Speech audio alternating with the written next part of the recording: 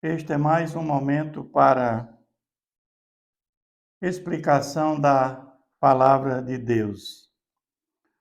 O texto base para a nossa reflexão está no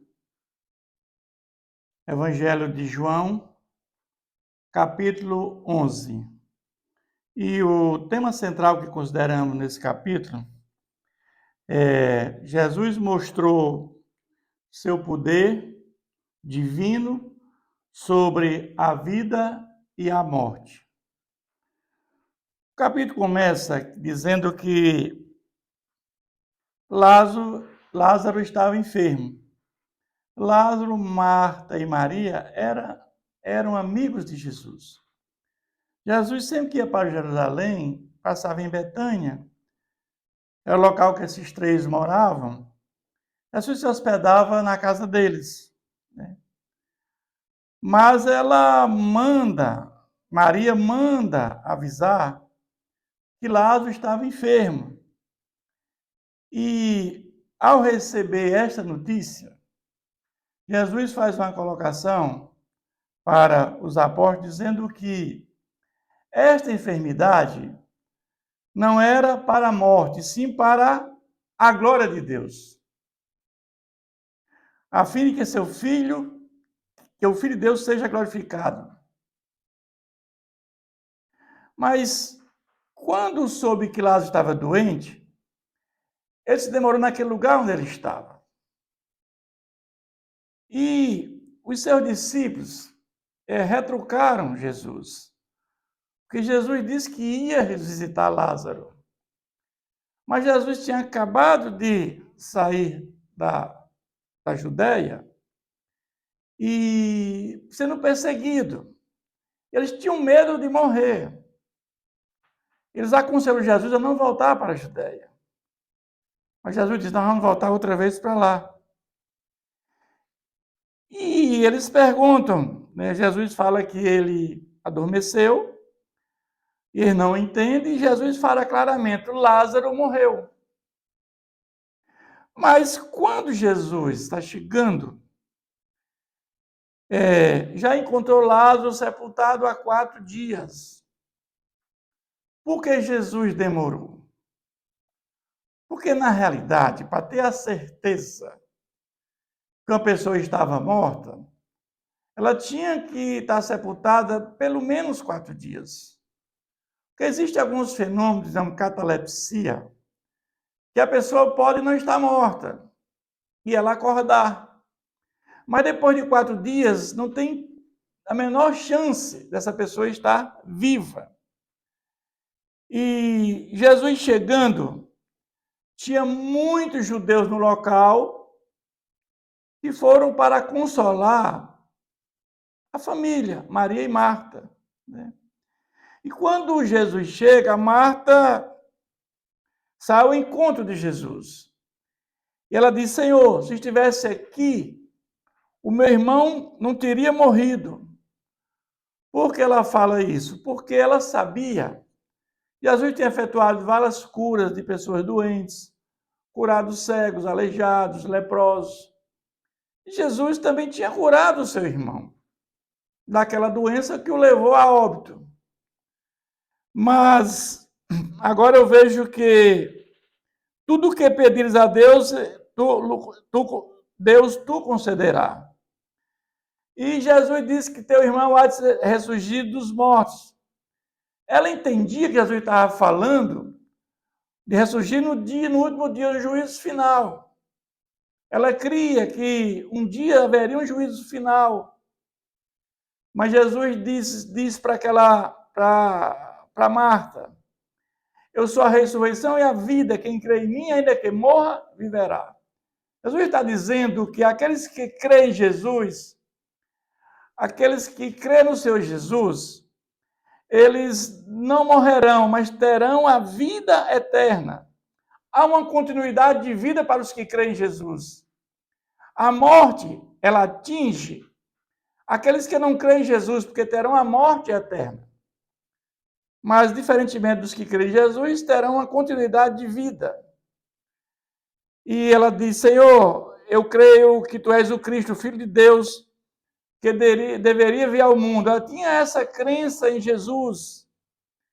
Então, ele retirou-se e chamou Maria, sua irmã. E Maria repete a mesma coisa que a sua irmã tinha dito. Os judeus estavam com Maria, consolando também Maria. Ela se levanta depressa e vai ao encontro de Jesus. Ela também repete as palavras da irmã. Se o Senhor estivesse aqui, o meu irmão não teria morrido. Mas Jesus pergunta, onde sepultaste? E Jesus chorou. Jesus chorou por quê? Jesus, ele tinha duas naturezas, humana e divina. Jesus, na natureza humana, ele tinha fome, ele tinha sede. Jesus chorou, porque ele tinha essa natureza humana. E os judeus também disseram, olha, ele fez tantos milagres, esse homem também poderia ter curado se estivesse aqui. E alguns objetaram, né? Ele abriu os olhos de cego e ele podia fazer com que este não morresse, que era Lázaro. Jesus, agitando novamente, caminhou para o túmulo. E aquele túmulo naquela época é uma tampa no formato de uma roda, que você consegue ter uma cava e ela roda e ela tampa aquela escavação.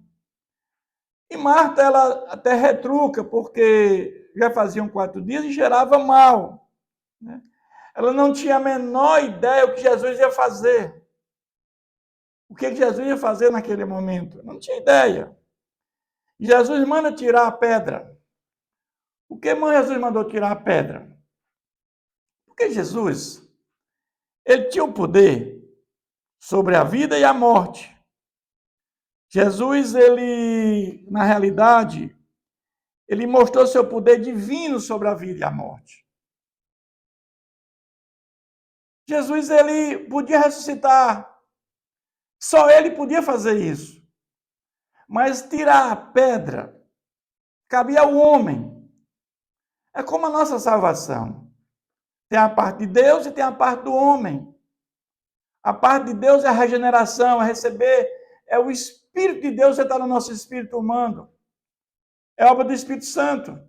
É a justificação, que é uma obra de Deus Pai pela fé em Jesus.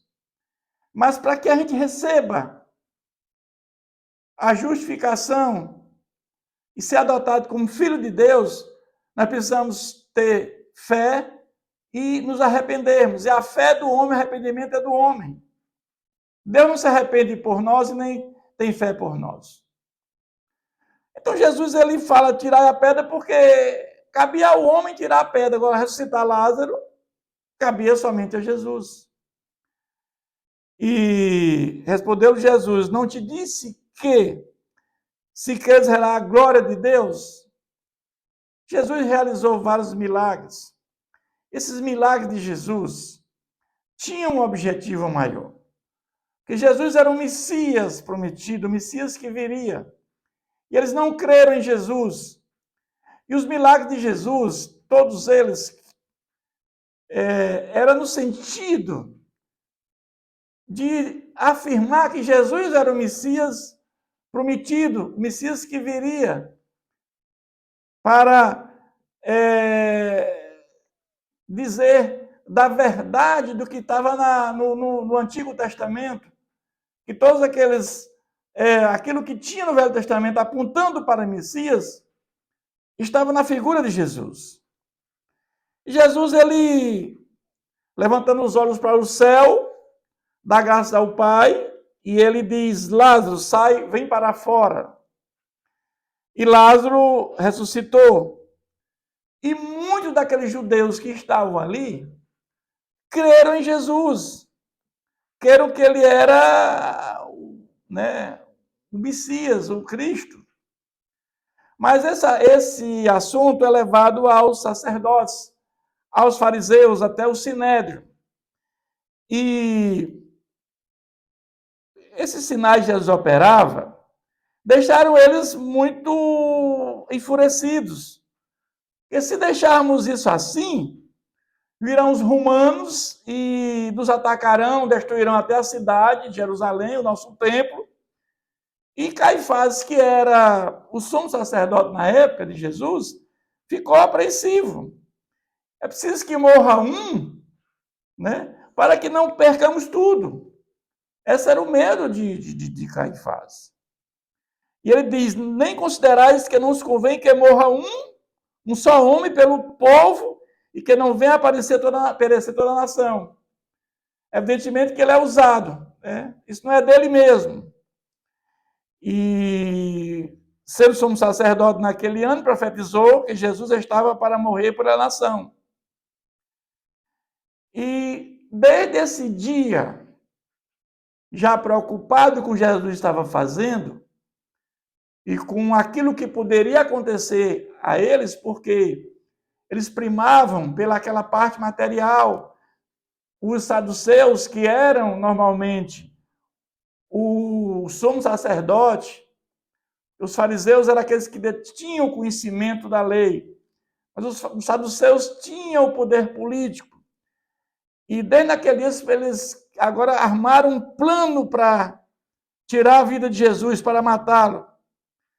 De sorte que Jesus começou a já não andar mais publicamente, mas Jesus sabia que ele tinha a hora certa para ir até a cruz. E Jesus sabia disso.